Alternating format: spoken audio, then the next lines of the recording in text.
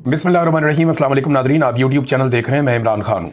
Nadreen, जो मैं अब आपको ख़बर देने वाला हूँ इसने एक्चुअली हुकूमत को हिला कर रख दिया।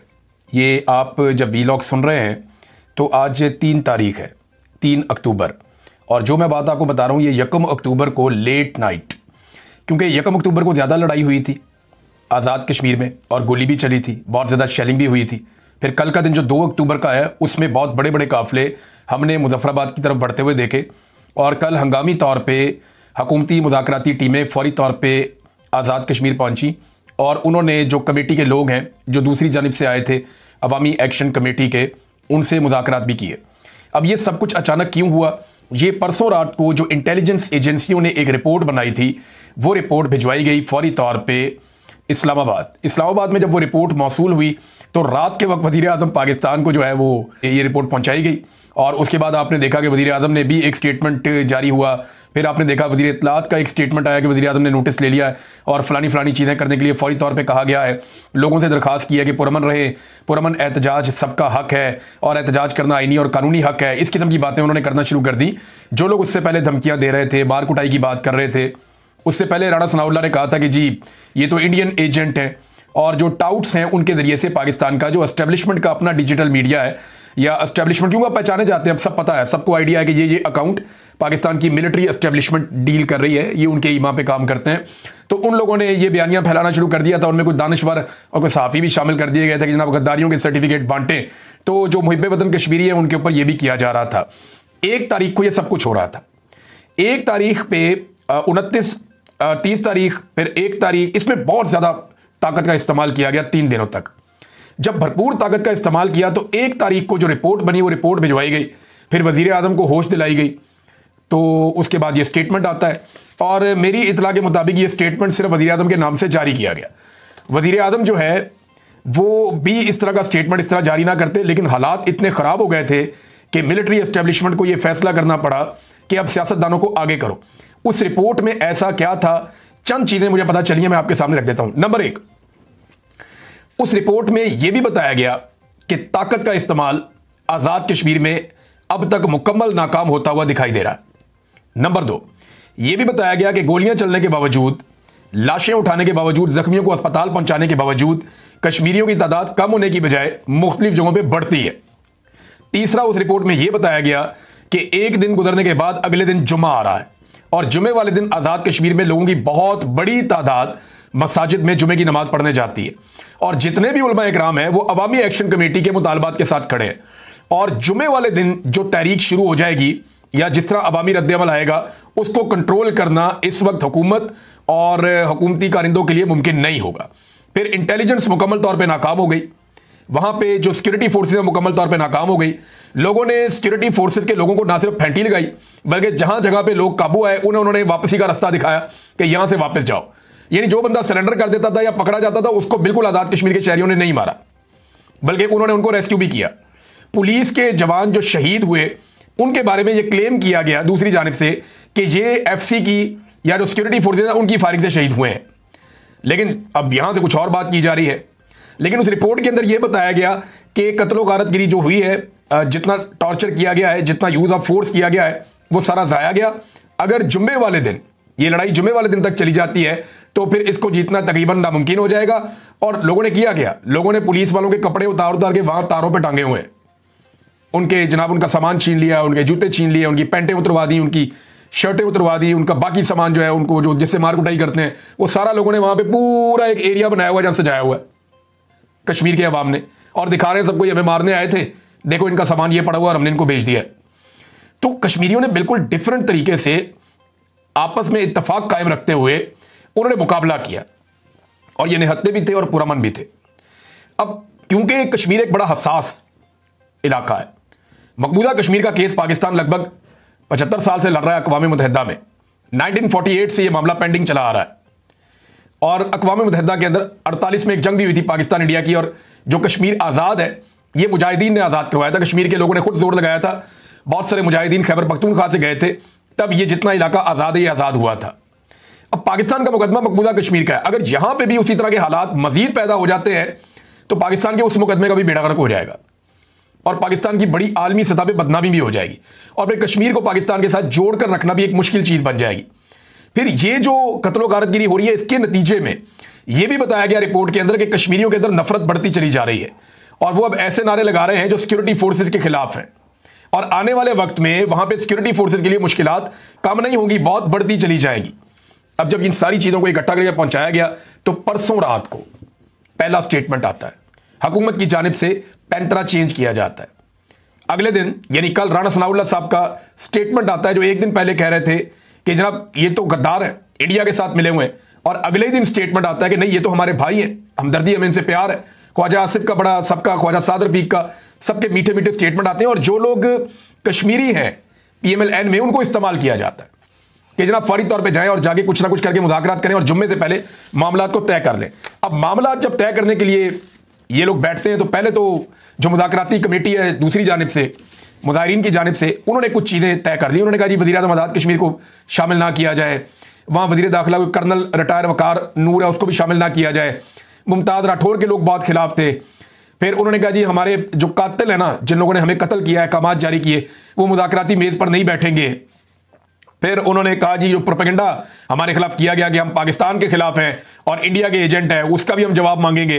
तो इस किस्म की बहुत सारी चीज़ें जो हैं वो उन्होंने तय की, यानी मुस्लिम कॉन्फ्रेंस की तरफ से जो फायरिंग हुई, और इसके बाद जो काफिलों के ऊपर जो असला ले जाने का एक झूठा इल्ज़ाम लगा कि लोग मुसल्लह थे, इन सारी चीज़ों पे उन्होंने कहा जी कि हम जवाब मांगेंगे, भारत कातिल है, हमें भारतीय एजेंट कहना संगीन और नाकाबिले कबूल इल्ज़ाम है। ये उन्होंने पहले तय कर दिया था आपस में।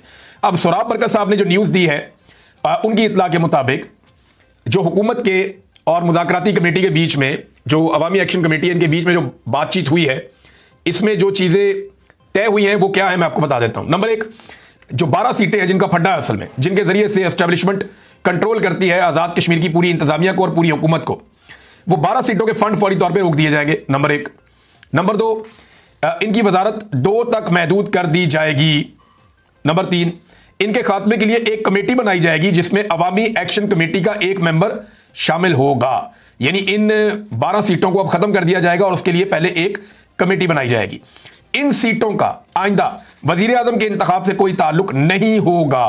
यानी अगर ये सीटें रहेंगी तो वजीर आजम का इंतखाब नहीं कर सकेंगी, ये ना ये हुकूमत गिरा सकेंगे ना ये हुकूमत बना सकेंगे। एक सिंबॉलिक वैल्यू के तौर पर इनको रखना तो आप रख लें। इसी तरह मुराद फौरी तौर पर कम की जाएंगी जो मुराद दी जाती हैं, और बाकी मुतालबात भी फिर साथ साथ मान लिए जाएंगे। अब ये सोच मौजूद है कि अवामी एक्शन कमेटी अब आपस में फैसला करेगी और फिर मुज़ाकरात आगे बढ़ेंगे। ये डेवलपमेंट हुई है और अभी तक दोनों के बीच में दोबारा मुज़ाकरात कब होने हैं मेरे पास इसके बारे में इंफॉर्मेशन नहीं है, क्योंकि हुकूमत ने कुछ चीज़ें तस्लीम की हैं, कुछ चीज़ें रिक्वेस्ट की हैं। अब वो बातें जो है वो दोबारा बैठेंगे अवामी एक्शन कमेटी के लोग, और वो बैठे भी हैं, वो क्या चीज़ें तय करते हैं इस वक्त मेरे पास, क्योंकि वहाँ डेवलपमेंट नहीं आई, तो अभी जब मैं रिकॉर्ड कर रहा हूँ उसके बारे में मुझे नहीं पता, लेकिन ये ज़राए से खबरें आई हैं, मैंने आप तक पहुँचा दी हैं। तो ये जो एक इंटेलिजेंस की रिपोर्ट आई हुकूमत के पास और इस्लामाबाद में पहुंची, उसने सबको हिलाकर रख दिया और ताकत वहां पे नाकाम हो गई थी। ज्वाइंट अवामी एक्शन कमेटी एक और बात कहती है मुराद के बारे में, वो ये बताते हैं कि जी असेंबली के 53 मेंबर्स हैं, वजीर इनमें से 34 हैं, यानी 53 की टोटल असेंबली है। एक को अपोजिशन में डाल देते हैं और 34 उसके अंदर वजीर हैं इस वक्त, 10 उसके अंदर मुशीर हैं इस वक्त, वजीर आजम और सदर 2 बीच में ये भी शामिल है। तो जो लगभग 100 के करीब लोग हैं जो बड़ी मौज कर रहे हैं इस वक्त आज़ाद कश्मीर में। और अब जो 310 अरब रुपए का इनका बजट है, उसमें से ये लोग बताते हैं कि बजट का एक बड़ा हिस्सा जो कि 62 अरब रुपए बनता है वो इन लोगों पे खर्च कर दिया जाता है। यानी अगर इन 100 लोगों में तकसीम करें तो 62 करोड़ रुपया फी शख्स सालाना खर्च किया जाता है। ये मुराद याफ्ता लोग जो हैं, ये इतने ताकतवर लोग हैं। यही पैसा अगर आवाम पर खर्च किया जाए तो आज़ाद कश्मीर के हर जिले को 6.2 अरब मजीद मिल सकता है, जिससे वहां की अवाम की किस्मत बदल सकती है। और यह पैसा अवाम को मिलना चाहिए। यह मुराद सियासतदानों को और अयाशी करने वाले ब्यूरोक्रेट्स को, और ये 100 अफराद तो मेन है ना बीच में, कहते हैं इन 100 अफराद के ऊपर रियासत पैसे का एक बहुत बड़ा हिस्सा खर्च कर रही है जो ज्यादती है। यह पैसा उन पे खर्च नहीं करना चाहिए बल्कि अवाम पे खर्च करना चाहिए। यह एक इनका बड़ा मुतालबा है। अब नादरीन, मुज़ाकरात के अगले दौर में क्या होता है, क्योंकि आज का दिन फिर बहुत इंपॉर्टेंट है। आज जुमे का दिन है, लोग जुमे की नमाज के बाद निकलेंगे और डेफिनेटली निकलेंगे, क्योंकि एस्टेब्लिशमेंट को इससे पहले अपनी ताकत पे बहुत गुरूर था, बड़ा तकब्बुर था। कश्मीर अवामी एक्शन कमेटी ने बहुत पहले अपने मुतालबात रखे थे, कई हफ्ते इसको गुजर गए हैं और डेडलाइन उन्होंने दी हुई थी, लेकिन जो रौनक थी, फिरौनियत थी, वो इतनी ज्यादा थी कि कोई फर्क नहीं पड़ता, इनको निपट लेंगे इनसे इस दफा। लेकिन अब जनाब मुज़ाकरात की कोशिश की जा रही है और लाशें गिराने के बाद जो है वो होश आई सबको, और अब मुज़ाकरात इस वक्त चल रहे हैं। अवामी एक्शन कमेटी के जो लोग बातचीत करते हैं उन्होंने चंद बातें बड़ी कैटेगोरिकली की हैं। उन्होंने कहा जी हमारा इंडिया से कोई ताल्लुक नहीं है, भारत हमारा अज़ली दुश्मन है, कश्मीर पर जो भारत ने मुजालिम किए हैं उन पे हम उन्हें कोई मार्जिन नहीं देंगे। ये जो 12 उम्मीदवार होते हैं ये कठपुतलियां होती हैं, इनके जरिए से एस्टेब्लिशमेंट हुकूमतें गिराती है और हमारी बुनियादी हुकूक की एक तहरीक है। अगर हमारी पहली क़यादत पकड़ी जाती है, गिरफ्तार होती है, तो हमारी दूसरी क़यादत, और अगर वो गिरफ्तार होती है तो फिर हमारी तीसरी क़यादत का भी बंदोबस्त है और अवाम हमारे साथ है। उम्मीद है कि हम जरूर कामयाब हो जाएंगे। नाज़रीन, ओवरसीज पाकिस्तानी जो कश्मीरी मौजूद है पूरी दुनिया में, उन्होंने भी एहतजाज शुरू कर दिया है। न्यूयॉर्क में ओवरसीज पाकिस्तानियों का कॉन्सुलेट के सामने भरपूर एहतजाज हुआ है। जो वहां पे जर्नलिस्ट मौजूद हैं उनसे मैंने पूछा तो उन्होंने कहा जी कि हमने ऐसा भाईचारा भी नहीं देखा। पाकिस्तान में अगर लोग ऐसे एहतजाज करें तो एस्टेब्लिशमेंट से बहुत जल्दी वो जान छुड़ा सकते हैं। गैर कानूनी और गैर आईनी जो किरदार है पाकिस्तान की मिलिट्री एस्टेब्लिशमेंट का, उसको सियासत से निकाल के बाहर फेंक सकते हैं अगर पाकिस्तान के अंदर भी अवाम ऐसा भाईचारा दिखाएं। बिल्कुल वैसा भाईचारा जैसा जमान पार्क में इमरान खान साहब के घर के बाहर लोग इकट्ठे होते थे और वो एक दूसरे को बचाते थे, एक दूसरे को प्रोटेक्ट करते थे। जैसे लोग इमरान खान के साथ इकट्ठे होते थे वैसा भाईचारा कश्मीर में देखा गया। लेकिन ब्रूटल यूज ऑफ फोर्स के बावजूद ये लोग पीछे नहीं हटे।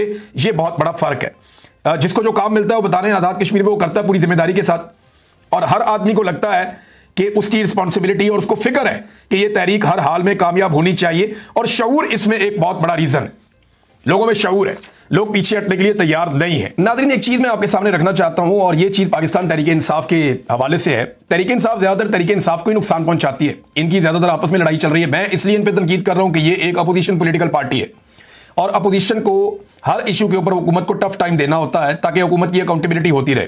अब कश्मीर में जुल्म और बर्बरियत है, अमली तौर पे पाकिस्तान तहरीक इंसाफ ने क्या किया, सिर्फ स्टेटमेंट जारी किए। गजा में समूद फ्लोटेला पर हमला, इसके ऊपर पाकिस्तान तहरीक इंसाफ ने क्या किया। इसराइल के साथ खुफिया मामलात करने पर जो इस वक्त की हुकूमत ने किए उसके ऊपर जनाब पाकिस्तान तहरीक इंसाफ ने कोई अवामी सतह का रद्द-ए-अमल नहीं दिया।